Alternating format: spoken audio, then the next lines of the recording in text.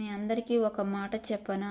రాఖీ పండగ వస్తే ప్రతి ఒక్క ఆడపిల్లకు అన్న తమ్ముళ్ళకు రాఖీ కట్టాలని 1000 కళ్ళతో ఎదురు చూస్తూ ఉంటుంది.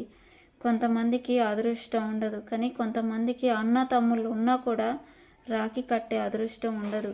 కానీ అలాంటప్పుడు ఆ అమ్మాయికి ఎంత బాధ అనిపిస్తుంది అంటే, నాకు అన్న తమ్ముళ్ళు ఉండి కూడా నేను రాఖీ కట్టలేకపోతున్నాను, నాకెందుకు ఈ బాధ, నాకెందుకు ఈ నరకం అని వాళ్ళు మనసులో పడే బాధ ఉంటుంది.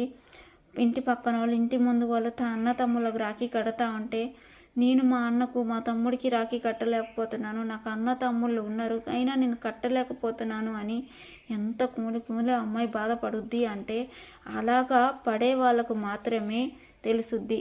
కానీ కొంతమందికి ఆ బాధ తెలియదు. ఆ బాధ పడుతూ ఉన్న వాళ్ళకు మాత్రం ఆ బాధ నరకంలాగా అనిపిస్తుంది.